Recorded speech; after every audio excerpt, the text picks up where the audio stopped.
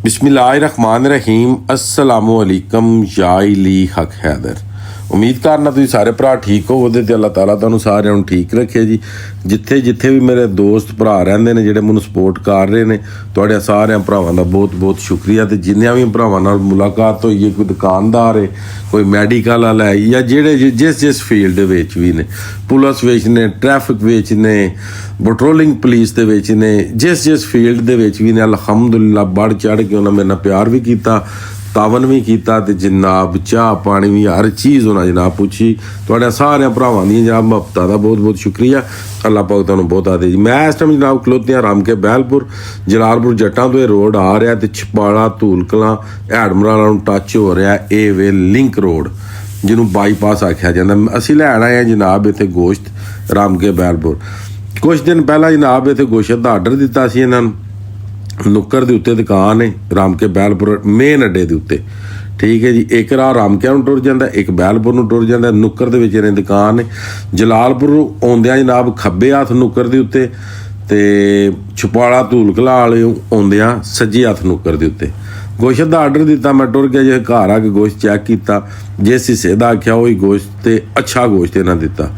ते ये भी गल है कि इन्हां नूं ये भी नहीं सी पता कि जिहड़े ना शाह साहब ये व्लागर भी ने।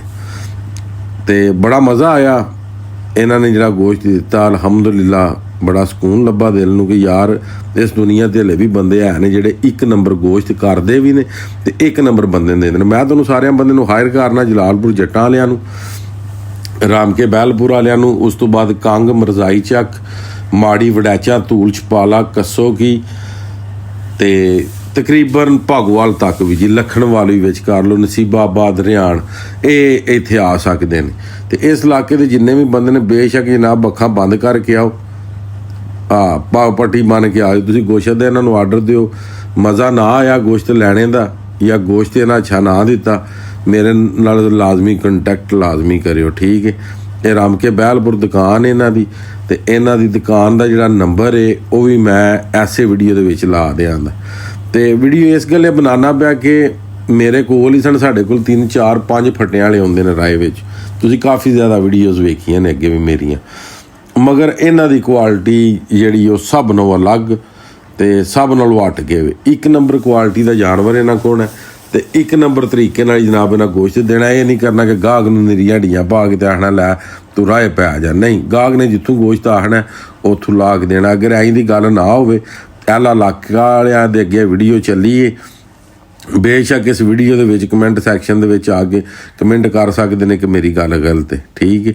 ए जनाब 2-3 भरा ने, उन्हां दे जनाब वालद साहब भी बैठे ने, मेरे नाल सैयद रईशा साहब, सैयद फैजल हसन शाह साहब वड्डे भाई जनाब आए ने। उन्हां भी जनाब ये मैनूं आख्या कि वाकई ये गल ठीक है कि इन्हां दे गोश्त की क्वालिटी ते इन्हां दा गोश्त देना जिहड़ा वो स्टैंडर्ड है। तो स्टैंडर्ड की गोश्त देंदे ने, अच्छा देंदे ने, रेट वाइज देंदे ने, जिहड़ा भी रेट है उहदे मुताबिक देंदे ने, मगर गोश्त अच्छा देंदे ने। तो मैं जिੱਥੋਂ अच्छी चीज़ लभे या जिन्हां दी अच्छी गल होवे उन्होंने भी प्रमोट करना चाहिए। नाले एला इलाका वालियां नूं दसना चाहिए कि फलानी दुकान दे उत्ते तुसीं लगे जाओ तो उत्थों जाके ते तुसीं गोश्त जिहड़ा कि तुसीं खरीद सकदे हो जिहड़ा अच्छा है, ठीक हो गया जी। तो मजीद जनाब उम्मीद करना अज दी वीडियो ते अज दा व्लॉग तुहानूं पसंद आया होवेगा। नैक्सट वीडियो होने तक ज़्यादा से ज़्यादा अपना ख्याल रखियो, अपनियां खास दुआवां दे विच मैनूं याद रखियो, तो इंशाअल्लाह मिलने हैं किसी नैक्सट वीडियो दे नाल। हाँ जी, एक गल होर कि मैं विच नंबर दे दियां दा, तुसीं नंबर ते कॉल करके भी ना ते अपना गोश्त जिहड़ा है तुसीं उन्हां नूं आ सकदे हो कि साडे वास्ते इन्ना गोश्त रख दिओ। मगर ज़्यादा गोश्त अगर लैना तो फिर तुहानूं उन्हां दी दुकान ते जाना पवेगा। अल्लाह हाफिज़, फी मान अल्लाह।